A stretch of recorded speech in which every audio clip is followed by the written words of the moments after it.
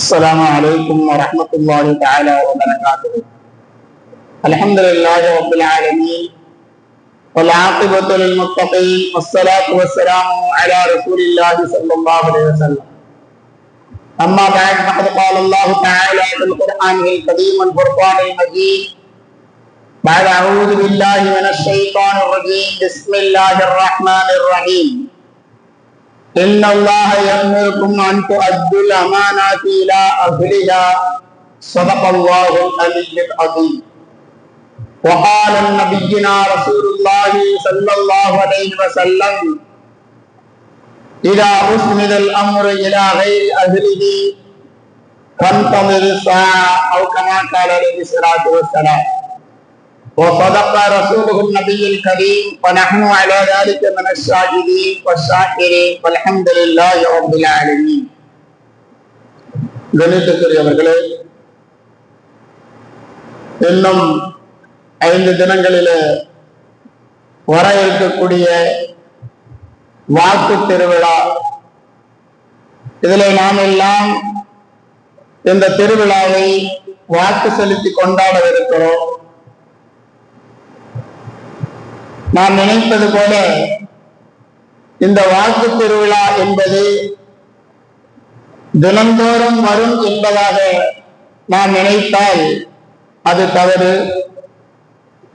முன்னால் எல்லாம் இந்த திருவிழாவிலே நாம் வாக்கு செலுத்த வேண்டும் என்று சொன்னால் 1-2 நிமிடங்கள் ஆகும். காகிதத்திலே நம்முடைய பெயரை எழுதி பிறகு மடித்து அதை செலுத்த வேண்டியது இருந்தது. இப்பொழுதெல்லாம் வெறுமனே ஒரே ஒரு நொடியிலே நாம் வாக்கு செலுத்திவிட போகிறோம் EVM என்ற மிஷினிலே. ஆனால் இந்த ஒரு நொடியிலே வாக்களித்து இருக்கக்கூடிய இந்த வாக்கை நாம் செலுத்திவிட்டோம் என்று சொன்னால் அந்த ஒரு நொடியினுடைய மதிப்பு 5 வருட காலங்கள் நாம் அதை நல்லதாக செலுத்திருந்தால் நன்மையாகவும், அதற்கு எதிரான நாம் வாக்களித்திருந்தால் அதனுடைய பலனையும் 5 வருட காலங்கள் நாம் அனுபவித்துதான் ஆக வேண்டும். இந்த இஸ்லாமிய அடிப்படையில் நான் வாக்கு என்பது நம்மிடத்தில் ஒப்படைக்கப்பட்டிருக்கக்கூடிய ஒரு அமானிதம், ஒரு பொறுப்பு. நேர்மையான, அதே போல மக்களுடைய நலனிலே அக்கறை கொண்ட ஒருவரை தேர்ந்தெடுப்பது என்பது நம்முடைய ஒவ்வொரு வாக்காளர்களுடைய கடமை என்பதை நாம் புரிந்து கொள்ள வேண்டும். அல்லாஹ் அருள்மறையில சொல்லுகின்ற பொழுது இன்னல்லாஹ் யஅமுருக்கும், நிச்சயமாக அல்லாஹ் ரப்பல் ஆலமீன் உங்களுக்கு கட்டளை இடுகிறான். என்ன? அன்து அத்துல் அமானாத்தி இலா அஹ்லிஹா, அமானிதங்களை அவற்றுக்குரியவர்களிடம் நீங்கள் ஒப்படைத்து விட வேண்டும் என்று அல்லாஹ் ரப்பல் ஆலமீன் கட்டளையிடுகிறார். நாம் வாக்கு செலுத்த வேண்டும் என்று சொன்னால் உண்மையிலேயே மக்களுடைய நலன் கருதி அக்கறையிலே நிற்கக்கூடியவர்களுக்கு நாம் வாக்களிக்க வேண்டும். அது அமானிதம் என்பதை அல்லாஹ் அருள்மறையிலே சொல்லித் தருகிறார். அதே அமானிதத்தை குறித்த எச்சரிக்கை அருமை நாயகத்தினுடைய வார்த்தை இதா ஊஸ்மிதல் அம்ரு இலா கைரி அஹ்லிஹி, தகுதியில்லாதவர்களிடத்திலே ஒரு பொறுப்பு ஒப்படைக்கப்படுகின்ற பொழுது கன்தலிரு ஸாஅ, நீங்கள் மறுமை நாளை, அதாவது சமூகத்தினுடைய அழிவை நீங்கள் எதிர்பார்க்கலாம் என்று அருமை நாயகம் நமக்கு அழகிய முறையிலே எச்சரிக்கை செய்வார்கள். இப்ராஹிம் ஸல்லல்லாஹு அலைஹி வஸல்லம் அவர்கள் எப்பொழுது அமானிதம் பாழாக்கப்படுகின்றனதோ அப்பொழுது நீங்கள் அந்த மறுமை நாளை நேரத்தை எதிர்பாருங்கள் என்பதான அருமை நாயகம் சொல்கிறார்கள். அமானிதம் அப்படி அது எப்படி பாழாக்கப்படும் என்பதாக அருமை நாயகம் ஸல்லல்லாஹு அலைஹி வஸல்லம் அவர்கள் கேட்கப்பட்ட பொழுது அருமை நாயகம் சொன்னார்கள், எப்பொழுது தகுதியற்றவர்களிடத்திலே பொறுப்புகள் ஒப்படைக்கப்படுகிறதோ அப்பொழுது அந்த நேரத்தை, கியாமத்தினுடைய மறுமையினுடைய நேரத்தை நீங்கள் எதிர்பாருங்கள் என்பதாக அருமை நாயகம் ரசூலுல்லாஹி ஸல்லல்லாஹு அலைஹி வஸல்லம் அவர்கள் சொல்லித் தருகிறார்கள். மீட்புக்குரியவர்களே, வாக்கு செலுத்துதல் என்பது நான் நினைப்பது போல சர்வ சாதாரணமான ஒரு செயல் அல்ல. அருமை நாயகத்தினுடைய இந்த வார்த்தை நமக்கு எப்படி எச்சரிக்கிறது? நாம் தவறாக இந்த அமானிதத்தை பிரயோகித்து விட்டால், பயன்படுத்தி விட்டால் அது துரோகம் என்பதாக அருமை நாயகன் நமக்கு தெளிவாக எச்சரிக்கை செய்கிறார். நாம் அளிக்கக்கூடிய அந்த வாக்கு, அதை பெறக்கூடிய அந்த வேட்பாளர் அவர் செய்யக்கூடிய நன்மைகளுக்கு, அவர் செய்யக்கூடிய தீமைகளுக்கு அனைத்திற்குமே ஒரு சாட்சியாக அமைகிறது. அதை நாம் சிந்தித்து உணர்ந்து கொள்ள வேண்டும். ஒருவர் தகுதியற்றவர் என்பதாக தெரிந்தும் நாம் அவருக்கு வாக்களித்தால், அல்லது தகுதியானவராக இருக்கின்ற பொழுது அவருக்கு வாக்களிக்காமல் நாம் மௌனமாக இருந்துவிட்டால் இது பொய்யான சாட்சிக்கு சமமாகிவிடும். அதாவது உண்மையை மறைப்பதற்கு ஒப்பாகிவிடும் என்பதை நாம் புரிந்து கொள்ள வேண்டும். பொய் சாட்சி சொல்வதும் அதே போல உண்மையை மறைப்பதும் அது மிகப்பெரிய குற்ற செயல் என்பதை நாம் புரிந்து கொள்ள வேண்டும். இஸ்லாமிய வரலாற்றில் இது போன்ற மக்களுடைய தலைவர்களாக இருந்தவர்கள், அவர்கள் எப்படி தலைவர்களாக தேர்ந்தெடுக்கப்பட்டார்கள், எப்படி மக்களினால் வாக்கு செலுத்தப்பட்டார்கள் என்பதையெல்லாம் நாம் இஸ்லாமிய வரலாற்றை புரட்டி பார்த்தால் தெரியும். இஸ்லாத்தின் முதல் கலீஃபாவாக மக்களின் தலைவராக பொறுப்பேற்றுக் கொண்ட அபூபக்கர் சித்தீக் ரலியல்லாஹு தஆலா அன்ஹு அவர்களுடைய உரை, முதல் உரை என்ன? அவங்க தேர்ந்தெடுக்கப்பட்டாங்க, கலீஃபாவாக மக்களுடைய பிரதிநிதியாக தலைவராக தேர்ந்தெடுக்கப்பட்டாங்க. முதல் உரை அவர்களுடைய பயான் எப்படி இருந்தது? ஒரு தலைவன் மக்களிடத்தில் எப்படி பொறுப்போடு நடந்து கொள்ள வேண்டும் என்பதற்கு ஒரு மிகச் சிறந்த உதாரணமாக அவர்களுடைய உரை இருந்தது. முதல் வார்த்தை சொன்னார்கள், மக்களே, நான் உங்கள் தலைவராக தேர்ந்தெடுக்கப்பட்டிருக்கிறேன். மக்களே, நான் உங்களுடைய தலைவராக தேர்ந்தெடுக்கப்பட்டிருக்கிறேன். ஆனால் உங்களை விட நான் சிறந்தவன் அல்ல. அபூபக்கர் சித்தீக் ரலியல்லாஹு தங்களுடைய முதல் வார்த்தை என்ன? நான் தலைவராக தேர்ந்தெடுக்கப்பட்டிருக்கிறேன், ஆனால் நான் உங்களை விட சிறந்தவன் அல்ல. நான் உண்மையாக நடந்தால் எனக்கு நீங்கள் ஒத்துழைப்பு தாருங்கள். அதே நான் தவறு செய்துவிட்டால் என்னை திருத்துங்கள், என்னிடத்தில் நீங்கள் கேள்வி கேளுங்கள் என்பதாக ஹஜ்ரத் அபூபக்கர் சித்தீக் ரலியல்லாஹு அன்ஹு அவர்கள் முதல் வார்த்தையை மக்களுக்கு மத்தியிலே உரையாற்றினார்கள் என்று சொன்னால், எப்பொழுதாவது நான் எந்த தலைவனாவது இப்படி பொறுப்பேற்றுக் கொண்ட உடனே இந்த வார்த்தையை யாருடைய வாயில் இருந்தாலும் நாம் கேட்டிருக்கிறோமா என்பதை சிந்தித்துக் கொள்ள வேண்டும். அதே போல இந்த அபூபக்கர் சித்தீக் ரலியல்லாஹு அன்ஹு இந்த வார்த்தை வெறுமனே அவருடைய பணிவினுடைய வார்த்தை மாத்திரம் அல்ல. ஹஜ்ரத் அபூபக்கர் சித்தீக் ரலியல்லாஹு அன்ஹு அவர்கள் மக்களோடு ஒப்பந்தம் செய்கிறார்கள். ஒரு தலைவர் தன்னை பிரித்துக் கொள்ளக்கூடிய உரிமையை மக்களிடத்திலேயே விட்டு விடுகிறார்கள். இதுதான் ஒரு தலைமைத்துவத்தினுடைய ஒரு அழகிய, மக்களுக்கும் தலைவருக்கும் மத்தியிலே இருக்க வேண்டிய ஒரு தொடர்பு என்பதை ஹஜ்ரத் அபூபக்கர் சித்தீக் ரலியல்லாஹு அன்ஹு அவருடைய வார்த்தை இருந்தது. இந்த வார்த்தைக்கு சொந்தக்காரர்கள் யார்? மக்களாகிய நாம். ஒரு குடிமகன் அவன் கவனத்திலே கொள்ள வேண்டிய தார்மீக கடமை தான் இந்த வாக்கு திருவிழா அன்று நாம் செலுத்த வேண்டிய கடமை என்பதை புரிந்து கொள்ள வேண்டும். வாக்களிப்பது என்பது ஒரு சாட்சியம், அதாவது ஒரு சாட்சி சொல்வது. ஜனநாயக நாட்டிலே தேர்தல் என்பது வெறுமனே அரசியல் நிகழ்வு மாத்திரம் அல்ல, ஒவ்வொரு குடிமகனுடைய தார்மீக கடமை என்பதை நாம் புரிந்து கொள்ள வேண்டும். குறிப்பாக இஸ்லாமிய பார்வையில் நாம் அளிக்கக்கூடிய ஒவ்வொரு வாக்கும் ஷஹாதத், அதாவது சாட்சியம். நாம் அளிக்கக்கூடிய இந்த வாக்குடைய உத்தரவாதம் என்ன தெரியுமா? யாருக்கு நாம் வாக்களிக்கிறோமோ இந்த நபர் இந்த பதவிக்கு தகுதியானவர் என்பதாக அல்லாஹ்வின் பெயரால் நாம் சாட்சி அளிக்கக்கூடிய ஒரு செய்திதான், ஒரு செயல்தான் இந்த வாக்களிப்பது என்பது. அமீனாய் ஸல்லல்லாஹு அலைஹி வஸல்லம் அவருடைய மறைவுக்கு பிறகு அன்சாரி தோழர்களும் முஹாஜிர்களும் மக்கத்து சஹாபாக்களும் மதீனத்து சஹாபாக்களும் ஒட்டுக்கூடி பேசிக் கொண்டிருக்கிறார்கள். அடுத்த தலைவராக யாரை தேர்ந்தெடுப்பது? இஸ்லாத்தினுடைய வரலாற்றிலே, இஸ்லாத்தினுடைய முதலாவதாக தேர்தல் நடந்த நேரம் அது. 2 சஹாபா தோழர்களும் அன்சாரி தோழர்களும் முஹாஜிர்களும் இருவர்களும் கலந்து கருத்துக்களை முன்வைத்துக் கொண்டிருக்கிறார்கள். ஒவ்வொருவர்களும் ஒவ்வொரு சாட்சியை சொல்லிக் கொண்டிருக்கிறார்கள். அப்பொழுது உமர் மகத்தார் ரலியல்லாஹு அவர்கள் கடைசியில் எல்லோருடைய வார்த்தைகளுக்கு நிறைவாக வேகமாக எழுந்தெடுத்தார்கள். ஹஜ்ரத் அபூபக்கர் சித்தீக் ரலியல்லாஹு தங்களுடைய கைகளை பற்றி பிடித்து பயப்பட்டு செய்தார்கள்.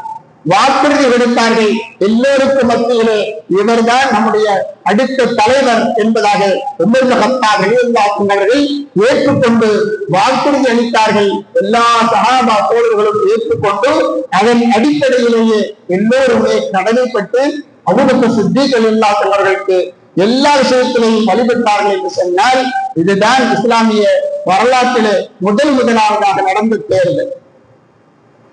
ஹஜ்ரத் அபூபக்கர் சித்தீக் ரலியல்லாஹு அவர்கள் இப்படி தேர்ந்தெடுக்கப்பட்ட பிறகுதான் மக்களோடு மக்களாக தன்னை அமர்த்திக் கொண்டார்கள். அதேபோல உமர் கத்தாப் ரலியல்லாஹு அவர்கள் ஆட்சியை ஏற்றுக்கொண்ட பொழுது ஷூரா என்று சொல்லக்கூடிய ஒரு குழுவை ஏற்படுத்தினார். அருமைநாயகம் ஸல்லல்லாஹு அலைஹி வஸல்லம் அவர்களுக்கு பின்னால் அபூபக்கர் சித்தீக் தலைமைத்துவத்தை ஏற்றுக்கொண்டார்கள்.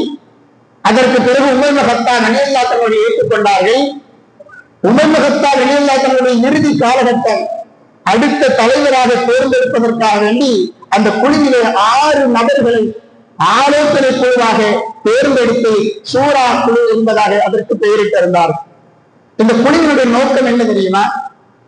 இந்த குழுவினுடைய நோக்கம் மக்களிடத்திலே கருத்தை கேட்பது, தகுதியானவர் குறித்து சாட்சியை மக்களிடத்தில் பெற்றுக்கொண்டு தேர்ந்தெடுப்பது. இது இந்த குழுவினுடைய 6 நபர்களுடைய வேலை. அது அந்த நேரத்தில் உமர் கத்தாப் ரலியல்லாஹு தஆலா அவர்களுக்கு பின்னால் யாரை நாம் கலீஃபாவாக தலைவராக தேர்ந்தெடுப்பது? ஹஜ்ரத் அப்துர் ரஹ்மான் பின் அவுஃப் ரலியல்லாஹு தஆலா அவர்கள் மதீனா நகரத்தினுடைய தெருவாக ஒவ்வொரு வீடாக சென்று பெண்களிடத்திலேயும் அதே போல யாரெல்லாம் பயணிகளாக இருக்கிறார்களோ அவர்களிடத்திலேயும் ஹஜ்ரத் அப்துர் ரஹ்மான் பின் அவுஃப் ரலியல்லாஹு தஆலா அவர்கள் எல்லோரிடத்திலேயும் வாக்கு சேகரித்தார்கள். எப்படி தெரியுமா? நாம் அடுத்த தலைவராக யாரை நியமிப்போம்? உஸ்மான் இப்னு அஃபான் ரலியல்லாஹு அவர்கள் இருக்கிறார்கள், அலி இப்னு அபீ தாலிப் ரலியல்லாஹு அவர்கள் இருக்கிறார்கள். இருவர்களிலே யாரை அடுத்த தலைவராக தேர்ந்தெடுப்பது என்பதாக மக்களிடத்திலே யார் சிறந்தவர் என்பதாக கருத்தை கேட்டிருந்தார்கள் அப்துர் ரஹ்மான் பின் அவுஃப் ரலியல்லாஹு அவர்கள். மக்களுடைய பெரும்பான்மையான சாட்சியத்தின் பெயரிலே அதன் அடிப்படையிலேயே ஹஜ்ரத் உஸ்மான் இப்னு அஃபான் ரலியல்லாஹு அவர்கள் தேர்ந்தெடுக்கப்பட்டு உமர் கத்தாப் ரலியல்லாஹு அன்ஹுவுக்கு பிறகு கலீஃபாவாக உஸ்மான் ரலியல்லாஹு அவர்கள் நியமிக்கப்பட்டார்கள். அதற்கு பிறகு அலி ரலியல்லாஹு அன்ஹு. மக்கள் எல்லாரும் என்ன செஞ்சாங்க? உஸ்மான் ரலியல்லாஹு அன்ஹுவோடு அலி ரலியல்லாஹுடைய பெயர் தான் பேசப்பட்டது. அப்படி என்றால் உஸ்மானுக்கு பிறகு அலி ரலியல்லாஹு அன்ஹு வர வேண்டும் என்பதாக மக்கள் எல்லோருமே அலி ரலியல்லாஹு அன்ஹுவிடத்தில் சொல்லுகிறார்கள். உஸ்மான் ரலியல்லாஹுடைய மறைவுக்கு பிறகு ஒரு தலைவரை நீதான் தலைவனாக இருக்க வேண்டும் என்பதாக மக்களிலே ஒரு சிலர்கள் சொல்லிவிட்டாலே போதும், உடனே அந்த பதவி நமக்கு கிடைக்காதா என்பதாக நாம் எல்லாம் இயங்கிக் கொண்டிருக்கக்கூடிய தலைவர்களை பார்த்திருப்போம். அலி ரலியல்லாஹு போய் எல்லாரும் போய் கேட்கிறாங்க, நீங்க தான் எங்களுக்கு கலீஃபாவாக அடுத்த தலைவராக இருக்க வேண்டும் என்பதாக மக்கள் எல்லோரும் ஒரு சேர போய் அவங்க இடத்துல போய் ரகசியமாக கேட்கிறாங்க. கேட்கின்ற பொழுது அலி ரலியல்லாஹு உடனே சொன்னாங்களே, இது ரகசியமாக பேசப்படக்கூடிய செய்தி அல்ல, எல்லா முஸ்லிம்களுக்கு மத்தியிலே ஆலோசனையின் பெயரிலே மஷூராவின் பெயரிலே அடிப்படையிலே தான் தலைவர் தேர்ந்தெடுக்கப்பட வேண்டும் என்பதாக எல்லோரையும் மக்களுக்கு முன்னால் வரவழைத்து எல்லாரையும் ஒன்று கூட்டி பிறகு வாக்குறுதி பெற்று தான் தலைமைத்துவத்தை அலி இப்னு அபீ தாலிப் ரலியல்லாஹு அன்ஹு அவர்கள் ஏற்றுக்கொண்டார்கள் என்று சொன்னால் இதுதான் தலைமைத்துவம் என்பது. மக்களுக்கும் தலைவருக்கும் மத்தியில் இருக்கக்கூடிய தொடர்புகள், மக்கள் மீது இருக்கக்கூடிய ஒவ்வொரு சிந்தனையும் ஒவ்வொரு கருத்தும் மக்களுக்கு தேவையானதை செலுத்த வேண்டும் என்கின்ற ஒரு எண்ணம் கொண்ட தலைவர்களை தேர்ந்தெடுப்பது என்பது மிகவும் கடினமான விஷயமாக இருக்கிறார். அல்லாஹ் ரப்பல் ஆலமீன் அருள்மறையிலே சொல்லுகின்ற பொழுது வலா தக்துமு ஷஹாதா, நாம் நினைப்பது போல அளிக்கக்கூடிய வாக்கு என்பது சாதாரணமானது அல்ல, அது ஒரு ஷஹாதா, ஒரு சாட்சி பகர்தல். ஒரு நபரை நாம் உண்மைப்படுத்துதல், ஒரு மனிதன் மீது நாம் நம்பிக்கையை வெளிப்படுத்துதல், அவருக்கு போடுற ஓட்டு, அவர் மக்களுக்கு என்ன செய்வாரு? நல்லது செய்வார் என்பதாக ஒரு மனிதரை நாம் நம்பிக்கைக்குரியவராக ஆக்கக்கூடிய அந்த ஷஹாதா என்பது சாதாரணமானது அல்ல. அல்லாஹ் அருள்முறையிலே சொல்கின்ற பொழுது வாக்கு என்பது ஒரு ஷஹாதா, ஒரு சாட்சி பகர்தல். வலா தக்துமு ஷஹாதா வமை யக்துமுஹா ஃபஇன்னஹு ஆஸிமுல் கல்பா.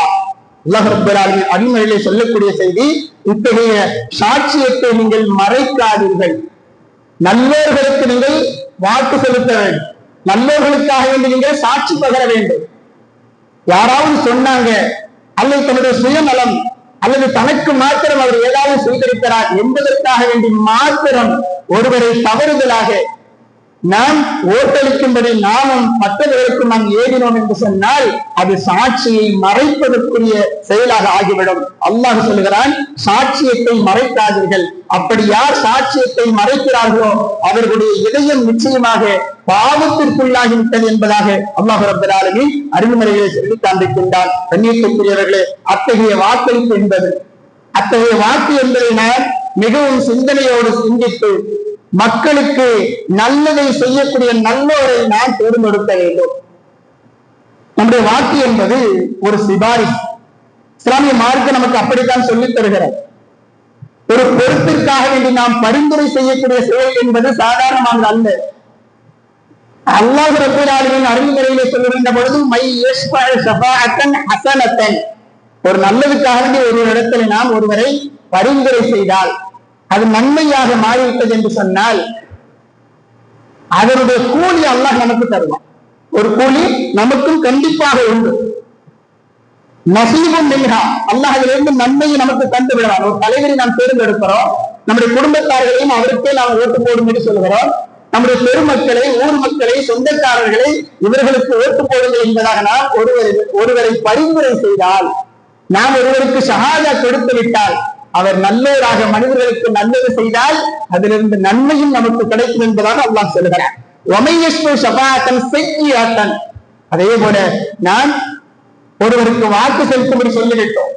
நாம் எல்லோருமே அவர்களுக்கு வாக்கு செலுத்தி விட்டார்கள். ஆனால் அவர் மக்களுக்கு எந்த விதமான நல்லதும் செய்யாமல் கெடுதல் செய்து கொண்டிருந்தார் என்று சொன்னால் அல்லாஹ் சொல்கிறான், அவருக்கு அவர் செய்த இந்த தீய காரியத்திலிருந்து பங்கு உங்களுக்கு உண்டு என்றுதான் சொன்னார். அப்ப நம்ம ஒரு நபருக்கு வாக்கு செலுத்துகிறோம் என்று சொன்னால் அவர் மக்களுக்கு நல்லது செய்பவராக இருக்க வேண்டும். ஷஹாதத்து சாட்சி செல்வது என்பது, வாக்கு செலுத்துவது என்பது எவ்வளவு பெரிய கடமை. அது மாத்திரமல்ல, எவ்வளவு பெரிய ஷஹாதா பரிந்துரை செய்வது என்று சொன்னால் பொதுமக்களுக்கு சேவை செய்யக்கூடியவராக, அதற்கு தகுதியானவராக இருக்க வேண்டும். ஒரு தலைவர் ஆட்சியில் இருக்கின்ற பொழுது அவர் நற்பணிக்கும், மக்களுக்கு தேவையான இந்த சாலை வசதிகளை அமைப்பதற்கும், தண்ணீர் தேவைப்பட்டால் அதற்குரிய வேலைகளை செய்வதற்கும், அதே போல கல்வி, ஏழைகள் உதவி என்பதாக பள்ளிக்கூடங்களுக்கு தேவையானதை செய்யக்கூடிய நல்ல எண்ணம் உள்ளவர்களை நாம் தேர்ந்தெடுப்பது. சாதா என்பது நான் நினைப்பது போல சாட்சி என்பது சாதாரணமானது அல்ல. நாம் எண்ணி பார்த்தால் நமக்கு தெரியும். உதாரணமாக திருமணத்துக்கு நம்ம சாட்சி கையெழுத்து போடுவோம் இல்லையா? திருமணத்திற்கு நாம் சாட்சி கையெழுத்து போடுவோம். இந்த மாப்பிள்ளைக்கு அல்லது இந்த பெண்ணுக்கு என்பதாக நாம் சாட்சி சொல்லுவோம். அவர்கள் திருமணம் முடித்த பிறகு அவருடைய கடைசி வாழ்நாள் வரை அவர்களுக்கு ஏதாவது ஒன்று என்று சொன்னால், ஒரு பிரச்சனை என்று சொன்னால், நாம் தான் என்ன செய்வோம்? அங்க முதல்ல போய் நிற்கணும். ஏன்? நாம் சாட்சி, அவர்களுக்காக வேண்டி சாட்சி கையெழுத்து போட்டிருக்கோம். ஒருவருக்கு கடன் கொடுப்பதற்காக வேண்டி நாம் சாட்சி போடுறோம், சாட்சி கையெழுத்து போடுறோம். அவர் கடனை கொடுக்கணும்னு சொன்னா யாரை கொடுப்பாங்க?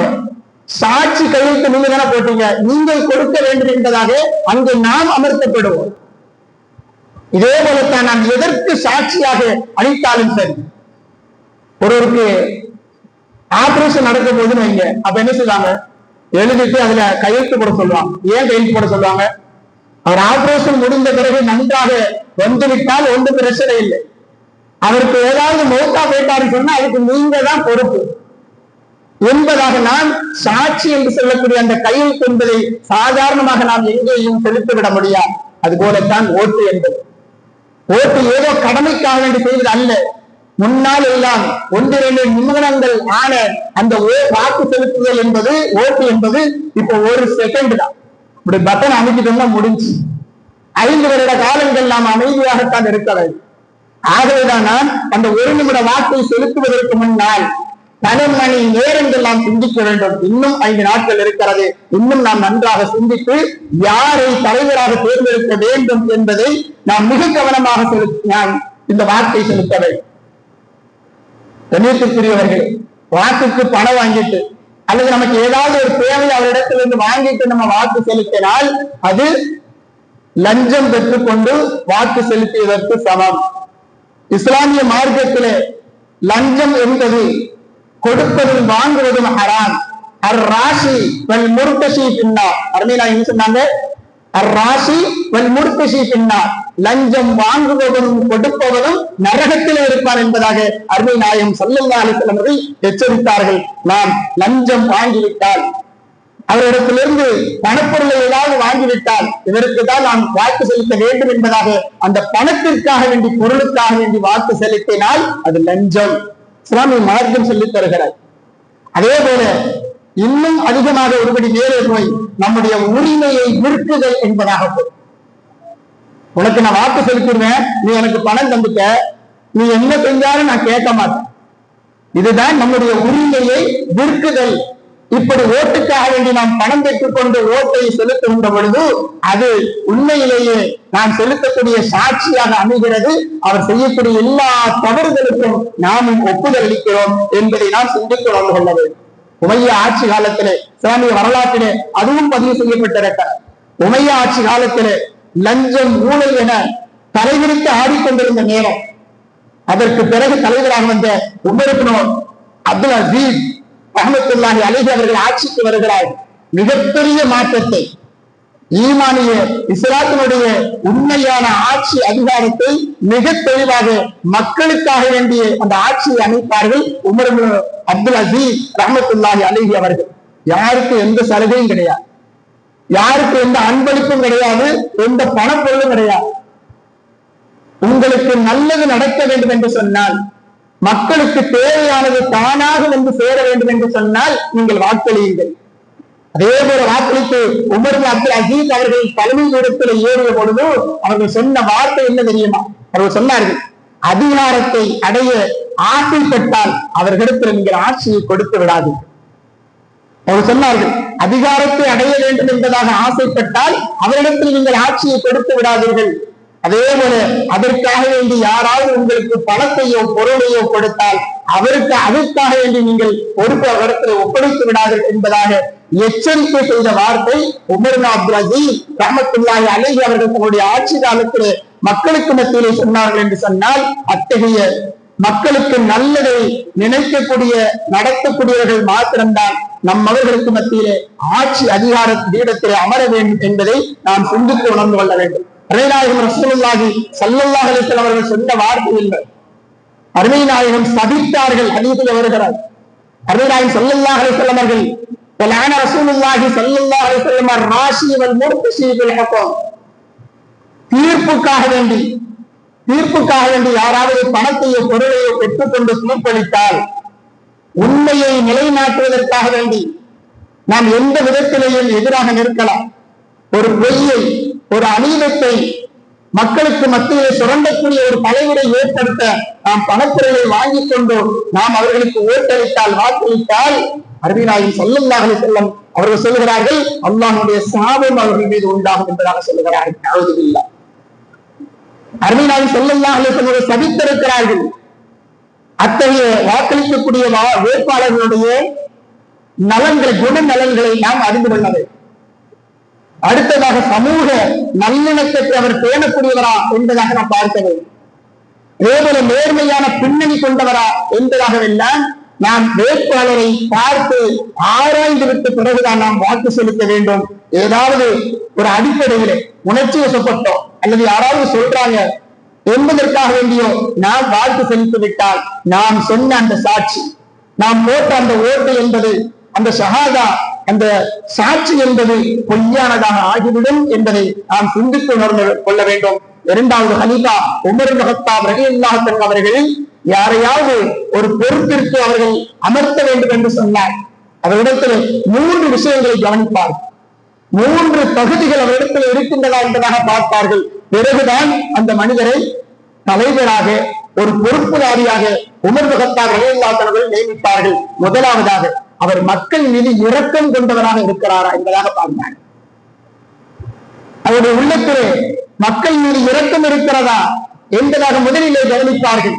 பிறகு இந்த மனிதர் நேர்மையானவரா என்பதாக கவனிப்பார்கள். அடுத்ததாக அந்த துறையை சார்ந்த அறிவு இருக்கிறதா என்பதாக பார்ப்பார்.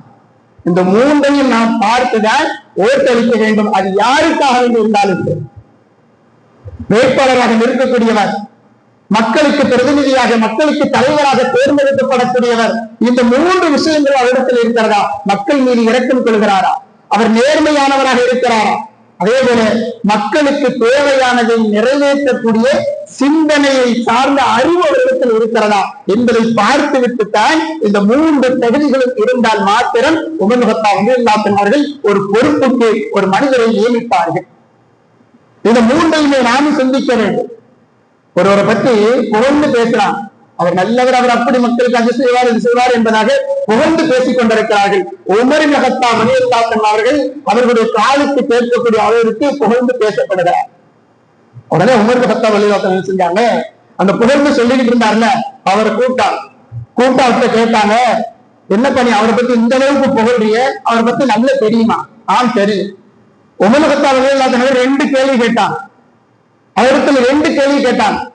நீ புகழ்ந்து பேசக்கூடிய அந்த நபரிடத்திலே நீ கொடுக்கல் வாங்கல் ஏதாவது செய்திருக்கிறாயா? பணப்பழக்கத்திலே கொடுக்கல் வாங்கல் ஏதாவது செய்திருக்கிறாயா? இல்லை. பிறகு உமர் பின் கத்தாப் ரலியல்லாஹு அன்ஹு 2வது கேட்டாங்க, அவரோடு நீ எங்கேயாவது பிரயாணத்தில் இருந்திருக்கிறாயா? எங்கேயாவது அவரிடத்தில் நீ டிராவல் பண்ணிருக்கிறாயா என்பதாக உமர் பின் கத்தாப் ரலியல்லாஹு அன்ஹு இந்த 2ஐயும் கேட்கிறாங்க. அவர் இல்லைன்னு சொன்னார். சொன்ன உடனே உமர் பின் கத்தாப் ரலியல்லாஹு அன்ஹு சொன்னார்கள், அவரை பத்தி உனக்கு தெரியாது, இந்த வார்த்தையை நீ சொல்லக்கூடாதுன்னு சொல்லிட்டான். கொடுக்கல் வாங்கலும் அதே போல அவரோடு பிரயாணம் செய்தால் மாத்திரம்தான் ஒருவரை பற்றி ஓரளவாவது நாம் தெரிந்து கொள்ளலாம் என்பதை உமர் பின் கத்தாப் ரலியல்லாஹு அன்ஹு அவர்கள் விழிப்புணர்வோடு இருக்கக்கூடிய செய்தியை மக்களுக்கு மத்தியிலே மிக தெளிவாக சொல்லித் தந்தார்கள் என்று சொன்னால், அத்தகைய தலைவரை தேர்ந்தெடுப்பது என்பது ஒவ்வொரு குடிமகனுடைய கடமையாக இருந்தாலும் இந்த வாக்கை, இந்த சாட்சியை, இந்த ஷஹாதாவை மற்றவரை பொறுப்பு சாட்டக்கூடிய விஷயத்திலே நாம் மிக கவனமாக இருக்க வேண்டும் என்பதை சிந்தித்து உணர்ந்து கொள்ள வேண்டும். ஒரு முறை உமர் பின் கத்தாப் ரலியல்லாஹு அன்ஹு அவர்கள் மேடையில இருந்து உரையாற்றிக்கிட்டு இருக்கிறான், பயான் செஞ்சுக்கிட்டு இருக்கிறான்.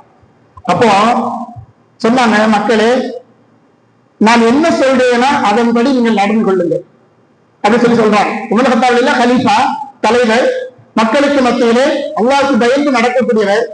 அப்ப அவங்க சொல்றாங்க, மக்களே நான் என்ன சொல்றேன்னா அதன்படி கேட்டு நீங்கள் நடந்து கொள்ளுங்கள் என்பதாக சொல்கிறார். சொன்ன பொழுது அங்கிருந்து ஒரு மனிதர் எதிர்த்து சொல்றாரு, அதெல்லாம் நான் கேட்க மாட்டேன்னு சொல்றார். நான் உங்களுக்கு கீழ்ப்படிய மாட்டேன் என்பதாக ஒரு மனிதர் எதிர்த்து சொல்கிறார். தலைவராக இருக்கக்கூடியவர் இப்பொழுது எல்லாம் கூட்டத்தில் ஏதாவது கேள்வி கேட்டாலும் உடனே என்ன செய்யறாங்க, அடிச்சு போடுறாங்க. அங்க கட்சிக்காரங்க என்ன செய்யறாங்க, முடிச்சு வெளியே எங்கேயாவது எடுத்து கொண்டு விட்டுறான்.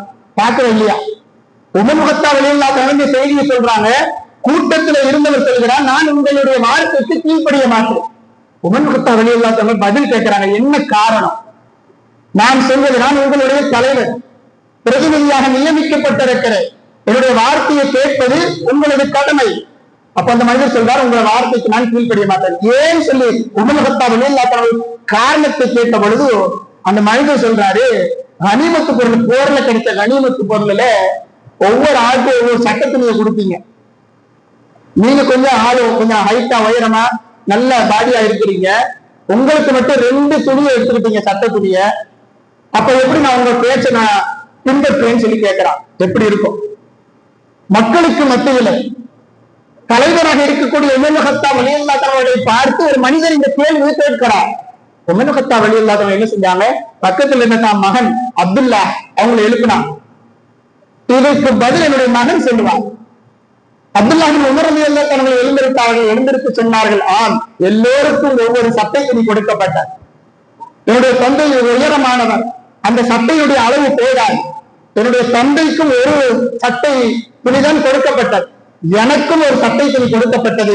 என்னுடைய துணியை என்னுடைய தந்தைக்கு கொடுத்தேன். அதுதான் 2 துணிகளாக என்னுடைய தந்தை இடத்துல இருந்தது. என்னுடைய தந்தை உயரமாக இருப்பதினால் மிக நீண்ட துணி தேவைப்படுவதனால் என்னுடைய துணியை கொடுத்தேன் என்பதாக சொன்ன பொழுது அவர் ஏற்றுக்கொண்டு சொன்னார். உமர் கத்தாப் ரலியல்லாஹு தங்களை பார்த்து, கலீஃபாவே, இப்ப நீங்க சொல்லுங்க, நீங்க என்ன சொன்னால் நான் கீழ்ப்படுகிறேன்னு சொன்னார்.